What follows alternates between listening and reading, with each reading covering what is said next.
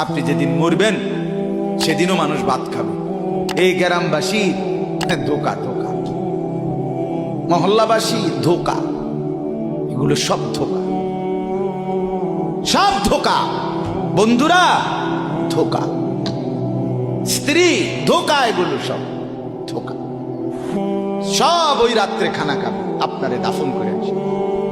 আরো বেশি খাইব মানুষের ঘরের থেকে, যাইতে আইনা ভাত খাওয়া। আও সারাদিন কাঁদছে নামনে, শরীর দুর্বল হয়ে যাব খানা না খাইলে। ভাত খা, খানা বন্ধ। লাশের সামনে, লাশের সামনে মুসলমান আজকে জানাজা, লাশ সামনে, এখানে দাঁড়াইয়া জিগায় খানাটা কোন দিন কইয়া লাইলে ভালো আছিল।